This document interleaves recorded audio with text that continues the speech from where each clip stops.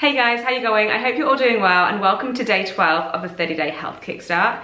In today's video, we're going to be talking about how you can write your own programs and design your own workouts. So last week we spoke about different types of exercises and the benefits associated to each one. But this week we're going to discuss how we can take that information and use it to build programs and also to design workouts. So a super quick recap from that video, we discussed how the type of training that you choose to do is going to be based on many different factors. Things such as your lifestyle, your age, your gender, any injuries you may have, the equipment you have available, and your preferences. So there is no one size fits all, and the same goes for writing programs, although there are some really key principles that we tend to follow, which is what we're going to discuss in this video. So I don't want this video to confuse you or to be overwhelming, and there might be a few terms that you might not have heard before. Simply, I want to just introduce you to some of the key concepts, but remember, the most important thing when we come to exercise and training is consistency and progressive overload, and that's something that we'll discuss a little bit later.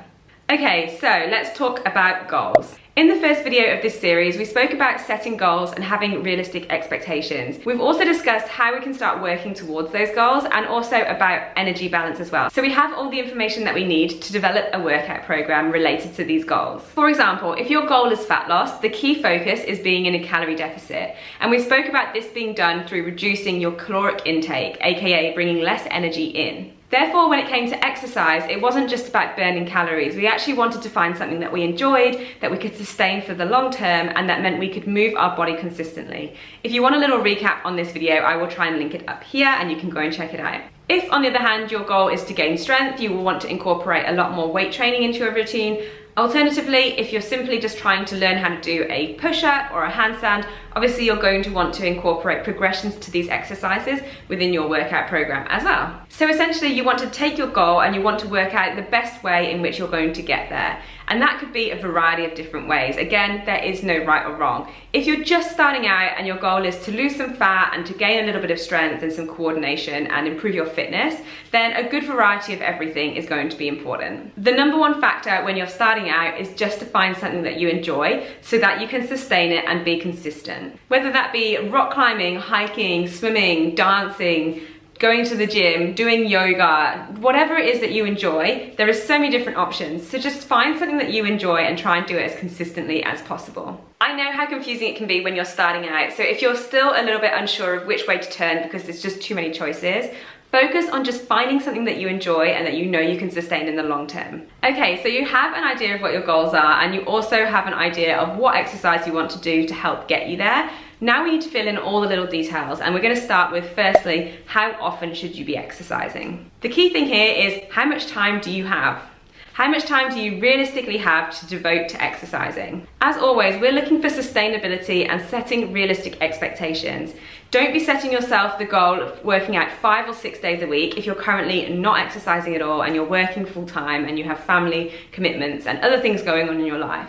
Ultimately, that might be unrealistic for you and it might lead to you skipping workouts and then you're feeling like you're failing and then throwing in the towel when it's just not necessary to start with. Instead, be super realistic and aim to start out with a couple of days a week just to get started, and you can adapt from there. In the beginning, a good place to start is between 3 and 4 days a week. Most people can fit this into their schedule and you'll be able to see plenty of progress doing this amount of training per week, but it's still not an unrealistic expectation. Next, how long should a workout be and when should you train? So a long workout is not inherently better than a short workout, and a short workout is not inherently better than a long workout.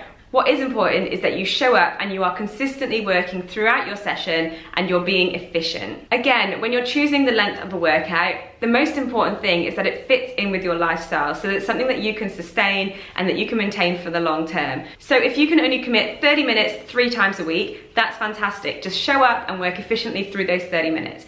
If you would rather do an hour-long session, then just choose to do that instead. It is completely up to you. The same goes for the time of day. There is no good or bad time to train. Some people love training in the evenings, some people love training early in the morning. Personally, I find it much easier to train in the morning because I have so much more energy, I feel stronger, my coordination is a lot better as well, and I feel a little bit more creative with my workouts. Whereas some people feel like exercising once they've finished a day of work finalizes their day and gives them a chance to de-stress. So really it's up to you and there is no good or bad time. It's going to be, again, what works best for you. Okay, so hopefully you're getting a bit of an idea of what's going on here. It's really about finding stuff that's going to fit into your lifestyle as easy as possible. But let's start to focus more on some of the technical stuff. What are the components of an actual basic workout? Well, we've got the warm-up and muscle activation, then we've got the main bulk of the workout, which is going to include all your exercises, and then we have our cool down or stretch at the end. Your warm-up doesn't have to be anything too crazy. In fact, we're going to be doing an entire video about warming up and cooling down in another couple of weeks, so keep an eye out for that. But warming up essentially just means making sure you're activating the muscles you're going to be using throughout your workout, and just making sure that your body is ready for the workout ahead and also gets your mind into it as well. It can be really tempting to skip a warm-up. I do it all the time. I know that's really bad, but it is important, as one of the main things is it's just gonna help you prevent injuries. So in the main bulk of your workout, the exercises that you choose are gonna vary depending on your goals. In the beginning, if you're starting out, it's really good to focus on full body workouts, which are going to incorporate all the muscle groups within your body. You may hear the term splits thrown around and you might wonder what it means. Essentially, all that means is training one specific part of the body per workout. So for example, one day doing lower body and the next day doing upper body. The main reason people do this is so we can make allowances for progressive overload and also make sure that they have adequate rest times in between their training sessions. But if you're just starting out, in the beginning, I would suggest just focusing on full body workouts. Okay, so I've said progressive overload a couple of times now, so it's probably about time we discussed what it is. So simply put, progressive overload just means progressing your training in some way, aka constantly challenging yourself. Exercise works by challenging whatever systems that we are using and forcing them to adapt by getting stronger or being more efficient. The thing is that our bodies are just so amazing, they adapt quickly, which means we need to be constantly raising the bar and making it more challenging to ensure that we're seeing progress. We can do this in so many ways, such as how much weight we've got, so the load that we're using, the tempo of our workout, time under tension, our rest periods, how many repetitions and sets we're doing, the list goes on. So consistency and progressive overload are the two key components of a successful workout program. So the next thing we're going to talk about is volume, how much weight you should be lifting and how many reps and sets you should be doing. With regards to strength training, the amount of reps and sets that you do of an exercise is going to vary depending on your specific goals within strength training. I'm not going to go into it in too much detail in this video just because I don't want it to be confusing. But if you're just starting out in resistance training, I would suggest doing between 8 to 12 reps of an exercise and doing 3 to 4 sets. In terms of how much weight you should be lifting or which progressions you should be using for each exercise, it's going to vary depending on your body part and the exercise that you're doing. A really good way to know whether you're using the correct weight or whether you're doing the right progression for a certain exercise is to focus on something that we call the rate of perceived exertion, or RPE. RPE essentially is a scale of 1 to 10 on how hard an exercise feels. 1 being this is taking no effort at all and I can do this easily, and 10 being I'm at maximal effort. I would suggest you want to be around a 6 to 8 out of 10 on that scale when you're doing any sort of exercise. To give you an example of this in practice, let's imagine somebody doing a bicep curl with a dumbbell. So you pick up a dumbbell that feels like it's the right weight for you and you're doing 8 repetitions of that exercise. You should be able to complete all 8 repetitions of that exercise with that dumbbell. However, when it gets to about repetition 6, it should start to feel quite difficult.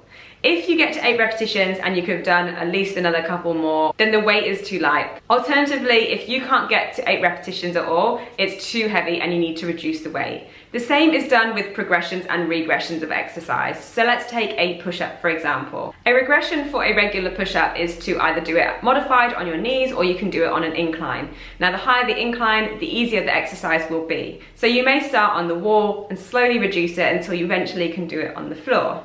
So if you're doing 8 repetitions of an incline push-up and you find that you can't quite do all 8 repetitions on your kitchen counter, for example, then you need to regress that exercise, aka find a higher surface, so you might jump onto the wall, and then complete those 8 reps. The key thing you want to be looking for is that once you complete all your reps, you can't do any more. You need to have a rest. So this is just an easy way for you to work out whether you're going to be working in the right range for you to see progress in the future. Again, try not to get too hung up on this because I know it can sound really confusing, but essentially if you're not challenging your body, you're not changing it. So as long as you're feeling like you're challenged and you're working to a high capacity, let's say that's 6 to 8 out of 10, you know that you're working in a range that's going to help you see progress. All right, let's talk about rest. Rest is really, really important. That's the time where our bodies recover and they get stronger. Make sure you're incorporating appropriate rest in between your workouts. So I would suggest if you were doing 3 full body workouts per week, you do 1, have a rest day, the second one, have a rest day, third one, have a rest day. In between those times, you can do whatever you like. So on your rest days, you could choose to do active recovery. So you could go for a nice long walk and do some low intensity, steady state cardio, or you might want to do some stretching, or you might just want to do absolutely nothing. But it is important that you incorporate rest, and it's not a bad thing. In fact, it's very, very much the opposite. In terms of the rest between individual sets of exercises within a workout, it's going to vary again depending on your goals. But as a ballpark, when you're starting out, if you're doing full body workouts, aim for around 30 to no more than 90 seconds in between. You want to be ensuring that you're getting enough rest to be able to complete your next set to your best ability, but you don't want to have too much rest time where you're not going to be working efficiently and getting maximal output. All right, so while these are some of the key principles, they are not the be all and end all of making exercise programs. There is so much information, I could practically write a whole nother 30-day series on it, and I don't want to confuse you, so I've tried to make it as simple as possible. If this video is still a little bit confusing, let's just take it completely back to basics. When starting out, the most important thing is that you're consistent and that you're challenging yourself. That doesn't matter what it looks like. Simply moving your body consistently will be enough, so don't get too hung up on all the intricacies. Later down the line, if your goals change, you can start to adapt and put some more information and detail into it, but until then, just focus on finding something that you enjoy. We still have a few more videos on training, so there'll be a little bit more explanation to some of the terms that we've talked about in this video, but obviously there's always different options as well. So you could potentially opt to buy a program online, or you might want to find a personal trainer. I know for me, a lot of my clients came to me initially because they weren't really sure what they were doing in the gym and how to get towards their goals. But it's all about consistency and progressive overload in the end. Alright guys, I hope you've enjoyed this video. I have popped all the details for the giveaway down below, so check that out if you want to enter this week. Otherwise, thank you so much for watching, and I will see you guys tomorrow.